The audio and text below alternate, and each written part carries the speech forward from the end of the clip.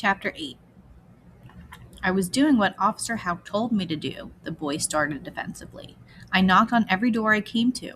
I was just circling around to find what street I was supposed to go to next, when I saw Officer Howe standing there in front of this big crowd, pointing a gun at a woman. I heard him say something about treason, and then I saw him hand the gun to you and tell you to shoot her. And then you dropped the gun and ran. Why didn't you do what you were told? Why didn't you obey? Now Luke wished he hadn't used such a heavy-handed bargaining technique. Why hadn't he just agreed to trade stories with the boy? But that was a dangerous thought. Telling anything was risky. I didn't think the woman deserved to die, Luke said, choosing his words carefully. So, the boy said, lots of people die who don't deserve it. Luke frowned, trying to think how he could explain. I didn't want to be the one to shoot her, he said finally. Luke thought maybe he could see the other boy struggling, shrugging in the darkness. What did she do, anyway? The boy asked. She refused to come out to the meeting about the IDs, Luke said. She said that after everything else that had happened, she didn't care about identity cards. Luke couldn't quite see the other boy's face, but he could feel the boy looking incredulously at him. Luke felt like his words hadn't done the woman justice, hadn't conveyed the dignity in her defiance. She was very brave, he added. That's brave, the boy said. Sounds stupid to me. You didn't see her, Luke said weakly.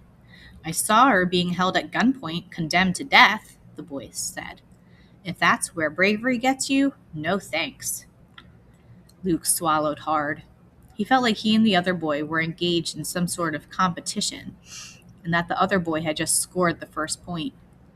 But after that, Luke said, who shot Officer Houck? I couldn't see exactly, the boy said. A bunch of people rushed forward after you dropped the gun.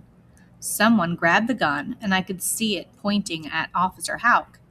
Then there was a bunch of shots, and Officer Houck fell over and stopped moving, and the driver drove away, and I hid.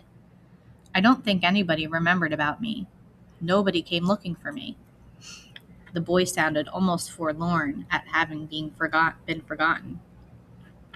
And you've just been hiding out ever since? Luke asked. Yeah, so? Luke remembered he hadn't exactly done anything dramatic and decisive himself. Are you going to try to get back to Population Police Headquarters? He asked. What's it to you? You scared I'll turn you in? Scared I'll say you disobeyed?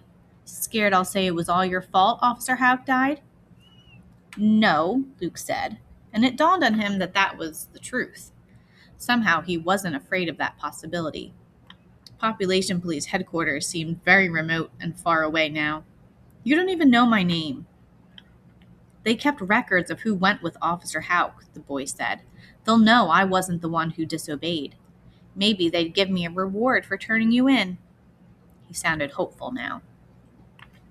Luke remembered seeing a man writing names down on a clipboard as everyone else ran past him toward the jeeps. It hadn't been Luke's real name anyhow. He was on his second fake identity since leaving home. Nobody has any identity cards anymore, remember? Luke said. I could be anyone. It doesn't matter if you turn me in or not. The boy sagged back against one of the burlap bags, and Luke thought, I won this round. Doesn't matter anyhow, the boy said, his bravado gone. I heard people saying they've got all the roads blocked off around this area. I couldn't go back to Population Police Headquarters if I wanted to. Did you hear the fighting? Luke nodded. Were they fighting the Population Police? He asked. I reckon so, the boy said. A bunch of men and boys came back into the village bragging about how the Population Police were cowards underneath their fancy uniforms, how they just dropped their weapons and ran, like you did. Luke thought there was a difference, but he wasn't going to argue about it with this boy. I think half of the village is in that house over there, celebrating, the boy continued, pointing to the side. I hear people shouting about how they don't have to listen to anybody else anymore, that they're in charge of their own lives now. Free, Luke thought. Is that what free is? Is everybody free now? That's where I was going when I saw you. I was going to sneak over there and see if I could take some of the food they have at their party. What if someone saw you? Luke asked. I'm not stupid like you, still wandering around in a population police uniform, the boy sneered. Luke felt his face go red. He hadn't thought to worry about his clothes. He'd just been glad the uniform fabric was thick enough to protect him from the cold. I tore the population police insignia off my shirt, see? The boy said, holding out a piece of material as proof. Luke brushed his hand against dangling threads.